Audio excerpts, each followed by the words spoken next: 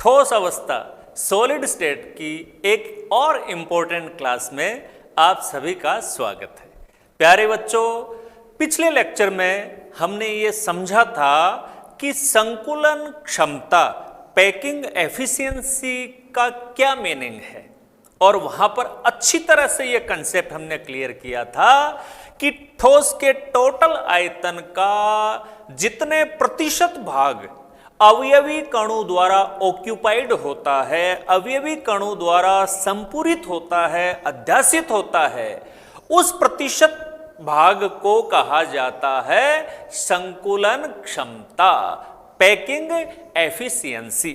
और वहां पर हमने एचसीपी या फिर सीसीपी एफसीसी प्रकार की जो क्रिस्टल संरचनाएं हैं उनके लिए पैकिंग एफिशिएंसी की कैलकुलेशन भी हमने की थी और वो आई थी 74%, 74%।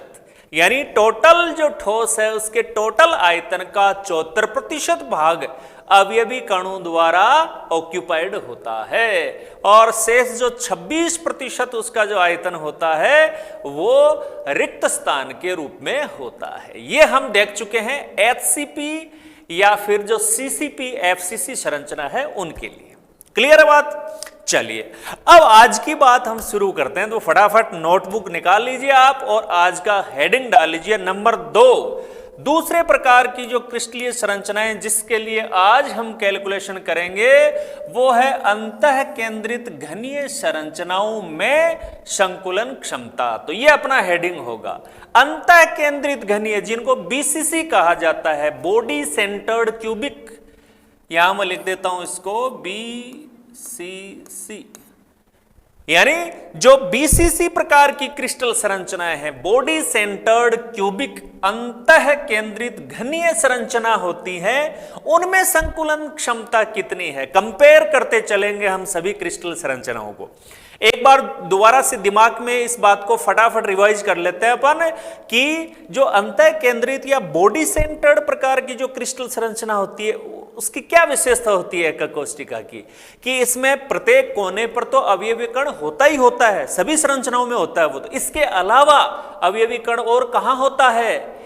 एकक कोष्टिका के केंद्र में। एकक कोष्टिका की जो काय है, जो बॉडी है, उसके बिल्कुल सेंटर में एक अवयवी कण और होता है, अतिरिक्त होता है, एक्स्ट्रा होता है।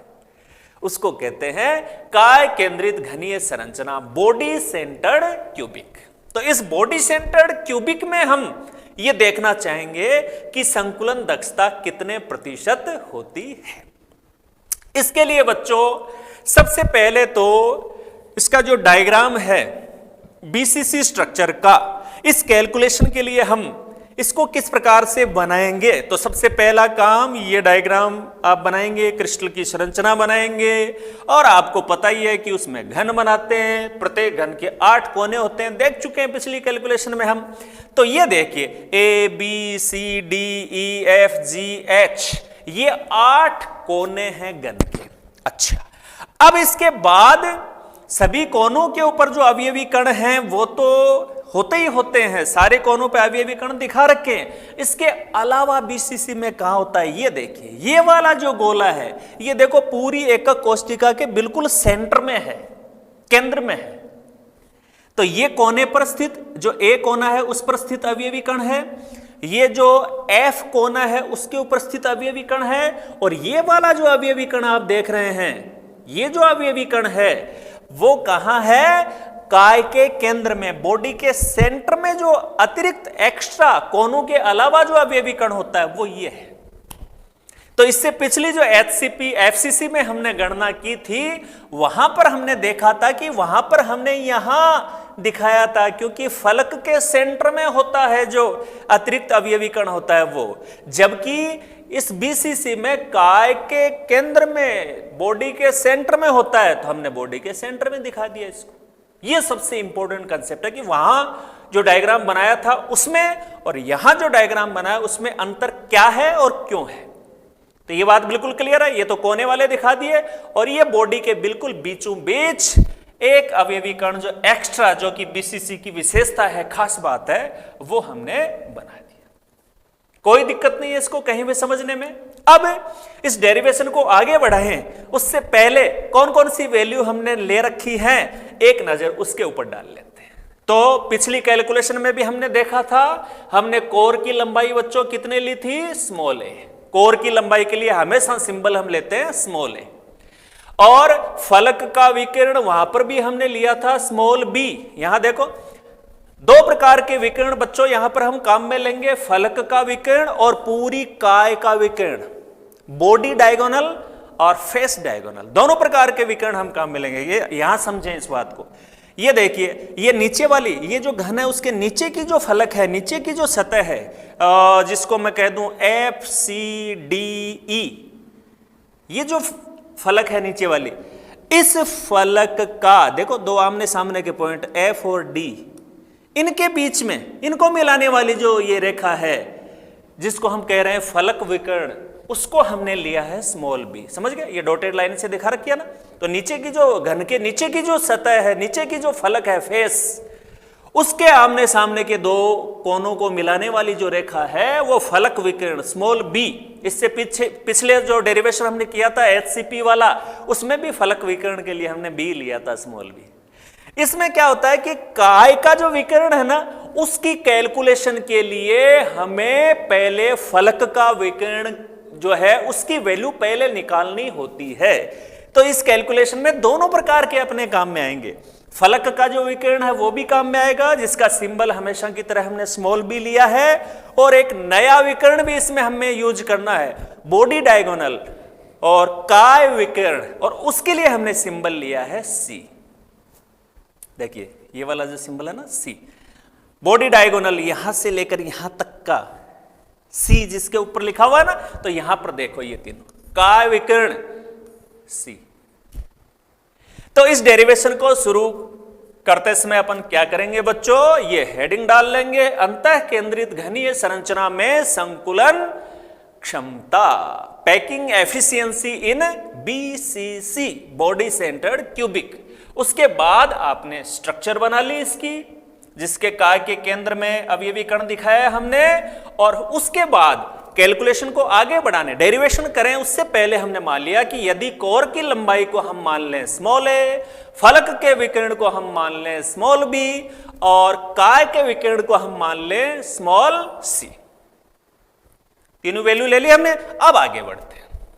अब देखो एक में हम फलक का विकिरण यूज करेंगे, एक बार हम काय विकिरण यूज करेंगे, बस बाकी तरीका वही है। ऊपर तो जो ठोस गोले हैं एक एकक कोष्ठिका, अच्छा ये बीसीसी प्रकार की एकक कोष्ठिका, तो बताओ काय केंद्रित एकक कोष्ठिका में कितने अवयवी कण कितने गोले होते हैं एक एकक कोष्ठिका में, दो की थी ना हमने कैलकुलेशन। तो यहां ऊपर आयतन कितने गोलों का रखेंगे हम, दो का रखेंगे, बटे नीचे ए क्यूब यानी पूरी एकक कोष्ठिका का जो आयतन आता है वो है गुणा 100। क्लियर बात। चलिए तो शुरू करते हैं अपनी बात को। पहले देखिए बच्चों यहां हम लेंगे, अच्छा यहां पर देखो बीसीसी का जो मीनिंग है वो क्लियर किया गया है कि केंद्र पर स्थित परमाणु विकिरण पर उपस्थित अन्य दो परमाणुओं के संपर्क में होता है। ये वाला जो गोला है ये कोने पर ए पर, कोने एफ पर जो गोले हैं उनके टच कर रहा है ये, ठीक है। अब सबसे पहले लेते हैं अपन त्रिभुज ई एफ डी। कौन से त्रिभुज की बात कर रहे हैं बच्चों अपन, समझे क्या बात को। ये देखो ई एफ और डी, इस त्रिभुज की बात है। ई एफ डी ये वाला ट्राइंगल है, तो ये वही पाइथागोरस प्रमेय अपने को काम में लेनी है।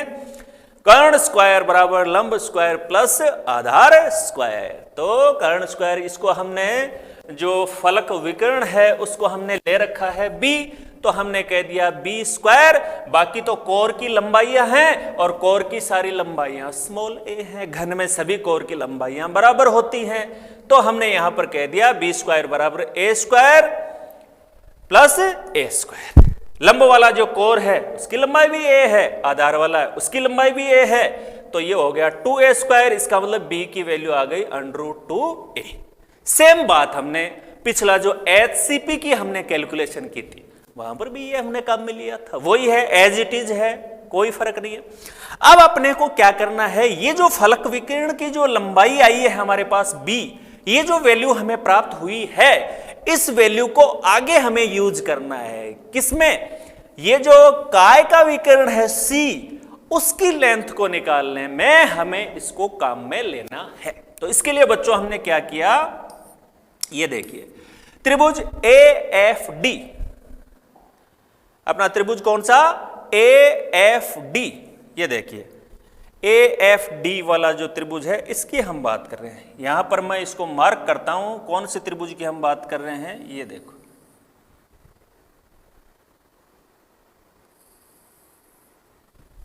इस त्रिभुज की हम बात कर रहे हैं AFD, इस त्रिभुज की हम बात कर रहे हैं। यहां पर भी पाइथागोरस प्रमेय हम यूज कर लेंगे। अब इसका फायदा क्या हुआ हमें कि ये जो एक भुजा इसकी है B, वो हम ऑलरेडी निकाल चुके हैं। एक जो भुजा इसकी है, दोनों त्रिभुजों की ये B भुजा है, वो कॉमन है दोनों की। तो इसकी सहायता से हमने क्या किया, B की लेंथ निकाल ली हमने। अब ये जो हमारा त्रिभुज है AFD, उसकी एक भुजा हम ऑलरेडी जानते हैं, तो उसको यूज करेंगे हम, और ये C है, ये निकाल लेंगे। क्लियर बात? चलिए, तो यही बात यहां पर बच्चों की गई है। दोबारा से वही पाइथागोरस प्रमेय की जो कर्ण स्क्वायर, और यहां पर A और F की जो दूरी है जिसको हम कह रहे हैं C, काय विकर्ण AF, काय विकर्ण A से लेकर F, इन बिंदुओं के बीच की दूरी C ले रखा हमने। तो C स्क्वायर बराबर, बाकी तो दोनों जो लंबाइयां हैं अपने कोर की लंबाई A स्क्वायर, ये वाला देखो A से लेकर D तक की, ये कोर की लंबाई A है, A स्क्वायर, और इसको हमने B कहा है फलक विकर्ण को, तो इसका B स्क्वायर। तो पाइथागोरस प्रमेय AFD त्रिभुज के लिए दोबारा काम में ले ली हमने कहा कर्ण स्क्वायर बराबर आधार स्क्वायर प्लस लंब स्क्वायर। कर्ण यहां पर है AF यानी C, तो C स्क्वायर बराबर A square plus B square. B square की जो वैल्यू है वो ऑलरेडी हमारे पास है, B स्क्वायर की वैल्यू हमारे पास है 2A स्क्वायर। तो देखो B स्क्वायर की वैल्यू हमने रख दी 2A स्क्वायर, और ये A स्क्वायर है ही, तो मिलकर कितना हो गया 3A स्क्वायर। यानी जो काय का जो विकर्ण है, जो बॉडी डायगोनल है C, A से लेकर F तक की जो दूरी है काय विकर्ण, उसकी जो वैल्यू है वो हमारे पास आ गई बच्चों। C स्क्वायर 3A स्क्वायर था, तो C करा तो अंडर रूट कर लिया इसका, तो अंडर रूट 3A। ये वैल्यू हमारे पास आ गई, ये वैल्यू हमारे पास आ गई किसकी? C की, काय विकर्ण की ये वैल्यू हमारे पास आ गई। अब इस वैल्यू को काम में लेकर के हमें पूरी इसकी जो संकुलन क्षमता है उसकी कैलकुलेशन करनी है। अब देखिए, अब ये जो काय विकर्ण है C, उसका मान यदि हम देखें बच्चों, गौर से देखना अब इस बात को, ये एक कोने पर स्थित अवयवी कण है, गोला है, और यहां से हमें दूरी कहां से कहां तक निकालनी है, पॉइंट A से लेकर F तक। तो पॉइंट A से लेकर F तक इधर यदि हम बढ़ें तो इसके केंद्र से लेकर परिधि तक यानी R, गोले की त्रिज्या R होती है, R हो गया। ये पूरा का पूरा गोला आ गया जो काय केंद्रित है, तो ये कितना हो गया बच्चों 2R, और फिर यहां से यहां तक इस गोले की आ गई R। तो कुल मिला के हम कह सकते हैं कि A से F तक की जो दूरी जिसको हम C कह रहे हैं, अगर उसको त्रिज्या के रूप में हम देखें तो इसकी वैल्यू कितनी होगी R plus 2R plus R, यानी C बराबर क्या हो गया 4R। C बराबर क्या हो गया 4R। यही बात हम यहां कह रहे हैं कि काय विकर्ण C की जो लंबाई है वो 4R के बराबर है। 4R के बराबर क्यों है, बात समझ में आ गई ना आपके? काय के सेंटर में बॉडी सेंटर्ड जो अवयवी कण है वो कोने वाले दोनों के टच में है। तो यहां से हम स्टार्ट करेंगे तो कोने वाले अवयवी कण का R आ गया, ये बॉडी सेंटर्ड वाला जो अवयवी कण है वो पूरा का पूरा 2R आ गया, और ये कोने वाला R। तो सबको जोड़ेंगे तो C का जो वैल्यू है वो आ गई 4R, जहां पर R गोले का अर्ध व्यास या त्रिज्या है। क्लियर बात, कोई दिक्कत नहीं है यहां तक। इसका मतलब आप कह सकते हो कि C की जो वैल्यू है 3A, C की दो प्रकार की वैल्यू आ गई, C बराबर अंडर रूट 3A तो है ही है, और C बराबर क्या हो गया 4R और हो गया। इसका मतलब आप कह सकते हो अंडर रूट 3A बराबर 4R। ये देखिए अंडर रूट 3A बराबर 4R। ये हमने वैल्यू निकाली। कोर की जो लंबाई है उसको हमने, कोर की लंबाई और गोले की त्रिज्या, इनमें आपस में संबंध है। पिछली कैलकुलेशन में भी सेम आपने ये बात देखी थी कि कोर की जो लंबाई होती है स्मॉल a और गोले की त्रिज्या r में क्या संबंध होता है, उसको हम काम में लेते हैं आगे। तो ये संबंध यहां पर अपने आ गया। अब हम एकक कोष्टिका का आयतन निकालेंगे। घनी एकक कोष्टिका है, बार बार इस बात को अपन समझ रहे हैं कि घनी एकक कोष्टिका का आयतन होता है a क्यूब। तो इसकी सहायता से a की वैल्यू आप निकालेंगे तो 4r में √3 का भाग लग जाएगा, तो a बराबर 4r √3 और एकक कोष्टिका का आयतन होता है a क्यूब। क्लियर बात? अगर यहां पर इस संबंध की सहायता से r की आपको जरूरत पड़ेगी तो r की जरूरत पड़ेगी तो क्या करोगे, 4 का भाग लग जाएगा, तो r बराबर √3/4। तो इतनी बात बोलो बच्चों, समझ में आई कि नहीं? आपको क्या करना है, काय केंद्रित घनीय संरचना में संकुलन क्षमता जब हम निकालेंगे, सबसे पहले उसका जो डायग्राम हम दिखाएंगे उसमें कोनों के ऊपर तो अवयवी कण होते ही होते हैं, इसके अलावा उसके सेंटर में, केंद्र में अवयवी कण आपको दिखाना है। ठीक है। अब अपने को आगे कैलकुलेशन के, क्योंकि ये काय केंद्रित है तो काय का जो विकर्ण है F से लेकर A तक की जो दूरी है, जिसको अपन C सिंबल ले रखा है जिसका, वो चाहिए हमें। और वो निकालने के लिए हमें 2 स्टेप काम में लेने पड़ेंगे। 2 त्रिभुज लिए हमने, ऐसे 2 त्रिभुज लिए जिनकी एक भुजा कॉमन है। तो पहले हमने ये वाला त्रिभुज लिया, देखो EFD, और पाइथागोरस प्रमेय लगाकर हमने F और D, जिसको हम फलक विकर्ण कह रहे हैं, उसकी वैल्यू स्मॉल b की जो वैल्यू है वो निकाल ली हमने।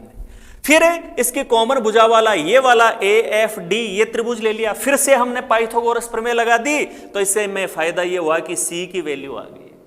अब C की वैल्यू को जब गोले की त्रिज्या से हमने कंपेयर किया तो हमने देखा C दूरी में 4r, 2 गोले हैं उनका आधा आधा भाग है, 1 गोले का पूरा है, तो C बराबर 4r। और अब हमने A को और R को कंपेयर कर लिया तो हमारे पास A की वैल्यू आ गई।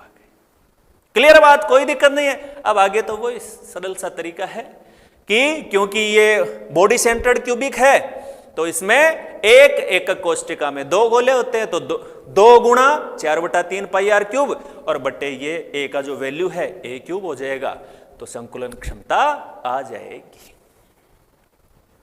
यहां तक की बात को अच्छी तरह से बच्चों नोट कर लिया आपने?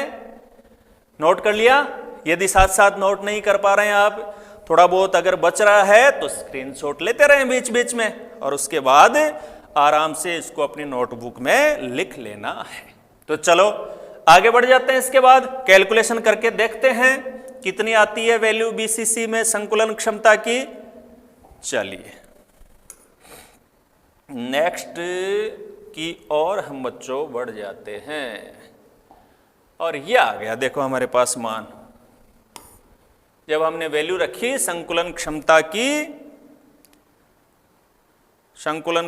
की जो वैल्यू है वो कितनी आई, देखो यहां देखिए, संकुलन क्षमता बराबर एकक कोष्टिका में 2 गोलों द्वारा अध्याशित आयतन। जब हमने HCP वाली कैलकुलेशन की थी तब यहां पर लैंग्वेज आई थी एकक कोष्टिका में 4 गोलों द्वारा अध्याशित आयतन, क्योंकि FCC की प्रत्येक एकक कोष्टिका में 4 अवयवी कण होते हैं, इसलिए 4 का आयतन रखा गया था।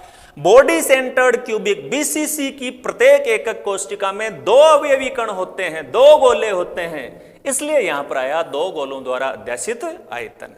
और नीचे पूरी एकक कोष्टिका का आयतन वो A क्यूब होता है, A की वैल्यू हमने निकाल ली।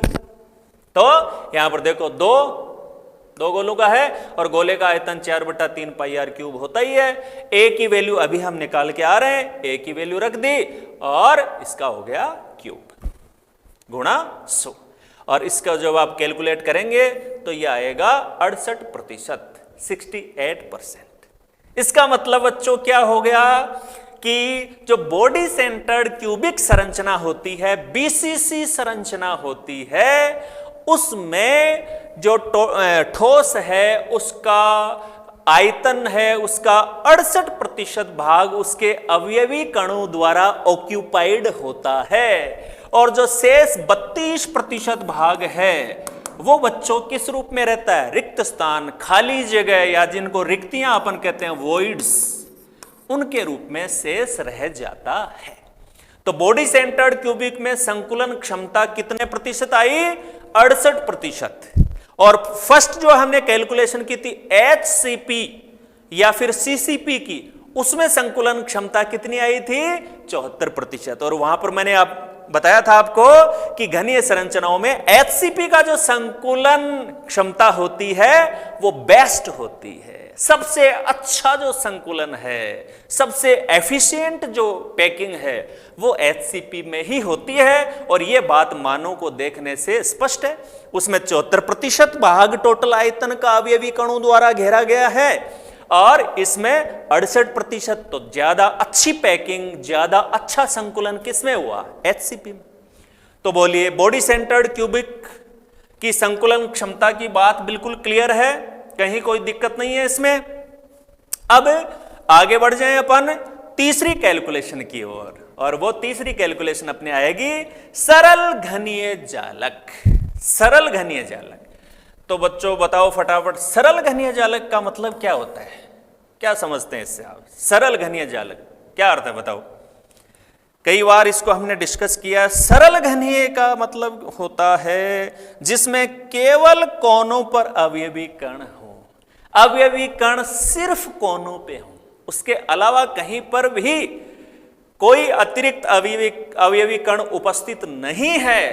इट मीन्स वो जो संरचना है वो कहलाती है सरल घनीय जालक, सिंपल क्यूबिक पैकिंग, SCP। इससे भी लिखते हैं इसको बहुत बार, SCP से भी बच्चों इसको बहुत बार लिखा जाता है, सिंपल क्यूबिक पैकिंग। तो ये अब आपकी कॉपी में तीसरा हेडिंग आ जाएगा बच्चों, सरल घनीय जालक में संकुलन क्षमता। दो प्रकार के जालकों में हम संकुलन क्षमता देख चुके हैं। HCP में आई थी 74%, काय केंद्रित में आई थी 68%।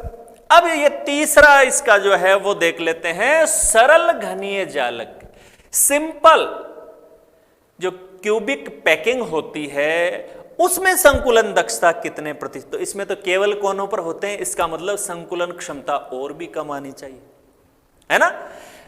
तो ये बात दिमाग में बिल्कुल क्लियर है आपके कि सरल घनीय जो जालक हैं उनका मीनिंग क्या होता है, सरल घनीय का क्या मीनिंग है?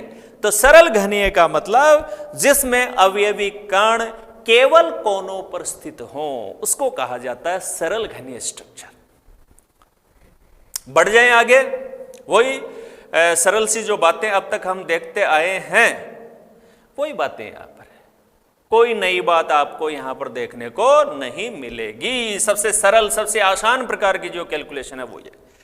तो सरल घनीय में, सरल घनीय का मीनिंग क्या है वो बता दिया सबसे पहले कि सरल घनीय में परमाणु केवल कोनों पर उपस्थित होते हैं, केवल कोनों पर। और घन के ये जो कोनों पर स्थित, कोने कहना चाहिए यहां पर, कोनों पर जो कण होते हैं वो एक दूसरे के संपर्क में होते हैं। बात लिखने की कोई आवश्यकता नहीं है, डायग्राम से समझ लेते हैं बच्चों। ये देखिए घन बना हुआ है, ABCDEFGH 8 कोने इसके दिखाए हुए हैं। ये A कोने पर स्थित अवयवी कण है, ये इसके H कोने पर स्थित अवयवी कण है, और ये अवयवी कण आपस में एक दूसरे के संपर्क में हैं, यानी एक दूसरे को क्या करते हैं, ये टच करते हैं। तो केवल कोनों पर है, क्लियर बात? तो घन बना लेना है और पास पास के जो दो कोने हैं उन पर अवयवी कणों को दिखाना, इस तरह से दिखाना है कि दोनों अवयवी कण एक दूसरे को टच करें। क्लियर बात? चलिए अब वही जो हर बार हम लेते हैं, घन के कोर या भुजा की लंबाई हम लेते हैं स्मॉल a, और प्रत्येक कण जिसको ठोस गोले के रूप में हम लेते हैं उसकी त्रिज्या या अर्ध व्यास हम r लेते ही हर बार। कुछ नया नहीं है इसमें, कोई नई बात नहीं है। अच्छा, इसमें तो एक ही गणना है, वो सीधी आ जाएगी, कोई आपको त्रिभुज, कोई पाइथागोरस प्रमेय कुछ लगाने की आवश्यकता नहीं है, क्योंकि इसमें तो कोनों पर अवयवी कण है। अब कोर की लंबाई आप निकालेंगे, इसका जो सेंटर है उसके सेंटर से लेकर ये आप कोर की लंबाई इसमें निकालेंगे, इसको मैं कह देता हूं ए, है ना। कोने से लेकर दूसरे कोने तक की जो दूरी होती है वही तो कोर की लंबाई है, वही तो अक्षीय दूरी है। तो इसमें कोनों पर जो अवयवी कण है, कोनों पर अवयवी कण होते हैं वो एक दूसरे के संपर्क में होते हैं, एक दूसरे से टच होते हैं, ये दिखाया भी है हमने, टच है दोनों। तो इसमें एक के कोने केंद्र से लेकर दूसरे के केंद्र तक की यानी जो अक्षीय लंबाई है या जो कोर की लंबाई है उसको निकालना बहुत सरल है, सीधा ही पड़ा है ये तो। बताओ, कोर की लंबाई a है, उसकी वैल्यू कितनी हो जाएगी 2r, क्योंकि यहां से हम स्टार्ट करेंगे तो r इसका आ गया, r इस गोले का आ गया, तो a की वैल्यू कितनी हो गई 2r हो गई सीधी। कोई पाइथागोरस प्रमेय लगाने की जरूरत ही नहीं पड़ी इसमें आपको।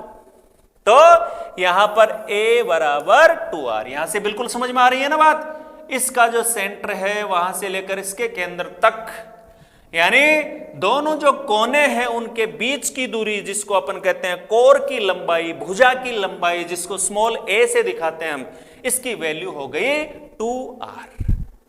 क्लियर बात। अब आगे वही तरीका। अच्छा, एक बात बताओ, सरल घनीय की जो एकक कोष्टिका होती है, सरल घनीय की जो एकक कोष्टिका है उसमें एक एकक कोष्टिका में कितने अवयवी कण होते हैं? एक। ये कैलकुलेशन कर रखी है हमने, समझ रखा है इस बात को। तो ऊपर तो एक गोले का आयतन आ जाएगा और नीचे घन का आयतन आ जाए, पूरी एकक कोष्टिका का आयतन आ जाए। ए की वैल्यू निकाल ली हमने, तो ए क्यूब करना है, बहुत सरल सी बात। अब घनीय एकक कोष्टिका का आयतन कितना हो जाएगा? ए क्यूब। हर बार ए क्यूब करते आ रहे हैं हम, और ए की वैल्यू 2r है तो 2r रखा, क्यूब किया तो 8r क्यूब हो गया। सरल घनीय एकक कोष्टिका में केवल एक परमाणु होता है, ये बात ऑलरेडी हमने समझ रखी है। तो टोटल जो एकक कोष्टिका का आयतन, जो पूरा का पूरा अवयवी कणों द्वारा घेरा गया जो आयतन है वो हो जाएगा बच्चों 4/3 पाई r क्यूब। कोई संख्या से गुणा नहीं करना है क्योंकि एक ही ठोस गोला होता है उसमें। तो संकुलन क्षमता का हमने फॉर्मूला लगा लिया। एक परमाणु का आयतन, एक क्यों लिखा यहां पर? तो डिफरेंस करिए सभी में। HCP में हमने कहा था 4 गोलों का आयतन, क्योंकि FCC में, HCP में एक एकक कोष्टिका में 4 अवयवी कण होते हैं। बॉडी सेंटर्ड क्यूबिक में हमने यहां पर लिखा था 2 परमाणुओं का आयतन, क्योंकि BCC की प्रत्येक एकक कोष्टिका में 2 गोले, 2 अवयवी कण होते हैं, और सरल में केवल एक होता है, इसलिए हमने एक लिखा। नीचे घनीय एकक कोष्टिका का जो आयतन आता है वो यहां पर आना ही है। तो यहां तक की बात समझ आ गई। एक परमाणु का आयतन बटे घनीय एकक कोष्टिका का आयतन गुणा 100। हर बार यही चीज हम कर रहे हैं, आपको पता ही है अच्छी तरह से, इसमें कोई नई बात नहीं है। इतनी बात क्लियर है बिल्कुल। आगे बढ़ सकते हैं अब अपन। चलिए अब इसमें अपन थोड़ा आगे बढ़ जाते हैं और देख लेते हैं कि इसकी कैलकुलेशन करने पर वैल्यू क्या आती है। तो ये देखो बच्चों, वैल्यू को इसकी आप नोट कर लें। तो यहां तक हमारी बात हो गई थी। संकुलन क्षमता, एक परमाणु का आयतन, इसकी वैल्यू रख देते हैं। बोलो, एक परमाणु का जो आयतन है वो कितना हो जाएगा बच्चों? 4/3 पाई r क्यूब बटे घनीय एकक कोष्टिका का आयतन। और वो वैल्यू अपने कितनी आई थी? बोलो कितनी आई थी? 8r cube. तो 8r क्यूब। क्लियर है बात? तो इसको थोड़ा सा और इजी कर लें अपन। तो ये हो जाएगा पाई r क्यूब और ये r क्यूब। r क्यूब से r क्यूब कट जाएगा और 4 और 2 बार इसमें भाग चला गया तो 2, 3 और 2 गुणा होंगे तो 6, तो कुल मिला के आ गया π/6। π/6 गुणा 100, यहां पर गुणा 100 तो है ही। π/6 गुणा 100 और π/6 गुणा 100 इसको कैलकुलेट करेंगे तो 52.36 राउंड फिगर में लेंगे तो 52.4%। तो सरल घनीय जो एकक कोशिका होती है, सरल घनीय क्रिस्टल संरचना होती है, उनमें संकुलन क्षमता का मान होता है 52.4%। इस तरह से देखिए तीनों प्रकार की जो घनीय क्रिस्टल संरचनाएं हैं, HCP, BCC और SCP यानी सिंपल क्यूबिक पैकिंग, सरल घनीय संरचना, तीनों की संकुलन क्षमता की हमने गणना की और तीनों के मान क्रमशः बच्चों कितने आए? 74%, 68% और 52.4%। तो इन क्रिस्टलीय संरचनाओं में सबसे ढीला जो संकुलन है, सबसे जो लूज पैकिंग है, वो किसमें है? सरल घनीय जालक में 52.4। उसमें टोटल आयतन का केवल 52.4, आधे से थोड़ा सा अधिक आयतन ही अवयवी कणों द्वारा घेरा गया है और लगभग आधी जगह है वो खाली स्थान, वॉइड्स के रूप में, रिक्त स्थान के रूप में है। इसका मतलब इसका जो संकुलन है वो सबसे लूज है, सबसे ढीला है। और सबसे अच्छी जो क्लोज पैकिंग है, जो बेस्ट क्लोज पैकिंग है, वो किसमें है? HCP में है। तो इस प्रकार से तीनों प्रकार की जो घनीय क्रिस्टल संरचनाएं हैं, उनके लिए हमने निबिड़ संकुलन में जो संकुलन क्षमता होती है, पैकिंग एफिशिएंसी होती है, उसकी हमने कैलकुलेशन की और इससे ये हमें पता लगता है कंपैरेटिवली तीनों संरचनाओं में कि सबसे बढ़िया या सबसे अच्छा जो संकुलन है वो कौन सी संरचना में है और सबसे लूज, सबसे ढीला जो संकुलन है वो कौन सी क्रिस्टल संरचना में है।